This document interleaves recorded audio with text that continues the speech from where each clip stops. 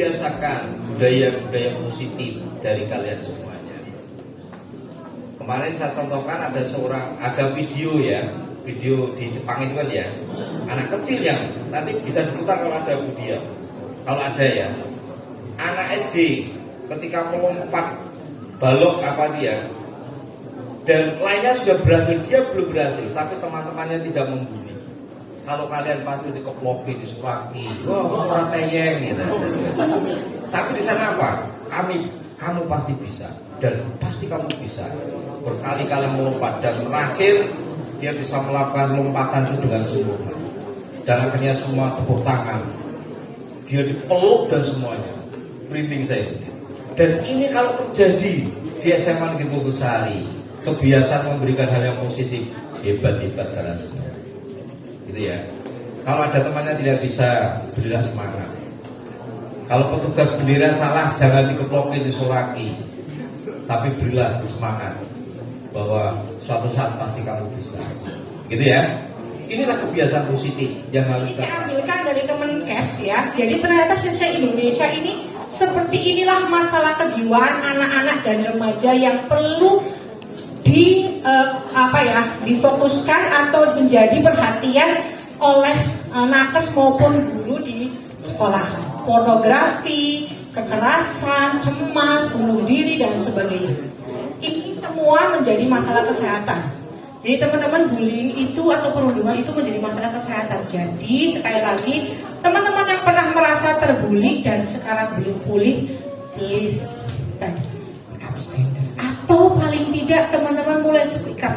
Iya loh, perasaan aku pernah terbully loh. Bu Uni sudah menertawakan dirinya ketika terbully kan baru sekarang, betul nggak? Kan kalian nggak tahu bagaimana prosesnya. Nah ya alhamdulillah kita jadi positif. Kalau jadi negatif, ketemunya ya psikolog, ketemunya psikiater, kan begitu. Gara-gara terbully gitu, merasa terbully gitu. Next saja Ibu. Nah ini saya yakin teman-teman dampak bullying itu pasti banyak sekali, nggak cuma itu. Motivasi sekolah menjadi menurun, betul nggak? Perasaan rendah diri, tidak percaya itu nggak pasti teman-teman ya. Stres hingga depresi ada. Trauma berkepanjangan, pemurung maupun ada keinginan untuk self harming sampai dengan membunuh diri. Ya kalau membunuh diri berarti sudah tidak ada kan. Tapi keinginan saja sudah mulai dimunculkan. Karena beberapa ibu guru perlu diperhatikan bahwasanya semua yang masuk ke kami konseling itu biasanya hampir semua pernah mengalami perasaan ingin bunuh diri. Karena merasa paling tidak bisa mengatasi masalah, paling menderita. Menurut korban itu, iya nggak? Menurut orang tersebut, menurut anak tersebut, padahal yang lebih menderita banyak, betul nggak? Tapi karena dia tidak bisa mengatasi, dia bilang, apakah 30 hari ini pernah ingin bunuh diri? Pernah. Kalau perasaan itu sudah ada, please speak up, kasih tahu ke temannya. Kalau temannya masih bisa mengatasi, guru BK gitu ya, teman-teman bisa share gitu ya. Jangan sampai teman-teman perasaan itu hanya dipendam sendiri. Ya, next saja Ibu. Nah, karena ternyata tadi ini juga sudah pernah Ibu berikan bahwasannya setelah kita merasa stres terus ada namanya depresi. Saya yakin kalau stres pernah semua nggak? Pernah. Harus sudah pernah. Karena stres itu menjadi salah satu motivasi loh. Misalnya hari ini, kok bisa sih stres, kok motivasi Bu ini? Namanya eustress atau stres yang positif.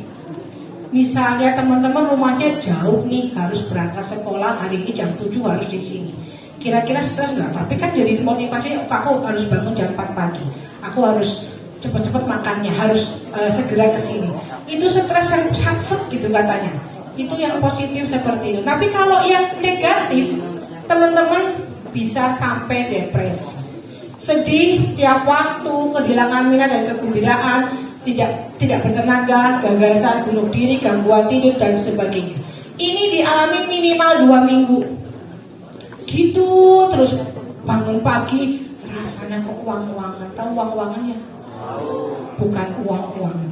uang ke aras maning gak emudi. Kalau emudi atau mungkin moodnya nggak oke nih, bangun pagi rasanya lahajun, makan sekolah maning misal. Ya terus seperti itu, gangguan makan dan sebagainya. Gangguan makan itu nggak cuma tidak mau makan ya, bisa jadi berlebihan makannya. Ya, tapi kalau gangguan makan selalu memang sebenarnya tapi kalau stres biasanya kita makan saja yang saya. Nah, kenapa orang jadi membuli seperti ini, teman-teman? Pertama mungkin dia rasa ingin berkuasa, rasa pengen aku lebih dari yang lain, ya kan? Atau yang kedua, pernah menjadi korban, tetapi tidak semuanya, gitu. Kira-kira yang ngomong di sini kan tadi korban bully kan, tapi jadi pembuli nggak? Janganlah, amit-amit jangan. Ya, biasanya pernah menjadi korban dan akhirnya menjadi pembuli. Bisa jadi nomor 3, meniru tindakan orang lain. Misalnya kakak kelas, aku juga dibully kakak kelas, aku membuli adik kelas sekarang. Misalnya begitu. Faktor keluarga mempengaruhi. Bagaimana pola asuhnya, komunikasi di rumah seperti apa, orang tua yang seperti apa yang masuk kalian, misalnya. Ya, perhatian dan sebagainya. Faktor lingkungannya kurang mendukung, misalnya di lingkungan tersebut teman-teman banyak orang dewasa yang mungkin kurang bertanggung jawab. Maksudnya bagaimana? Misalnya kalimat-kalimat yang diucapkan mungkin kasar, benar nggak? Mungkin dia nongkrong, dia juga sering misalnya nggak sengaja kita pulang sekolah mungkin tiba-tiba bocah sekolah apalah diomong apa gitu misalnya. Jadi itu lingkungan yang kurang mendukung. Atau ternyata nomor 6 nih, pribadi yang temperamental, kendali emosinya kurang atau kurang stabil dan sebagainya, sampai kok faktor sekolah bisa mungkin kurang pengawasan.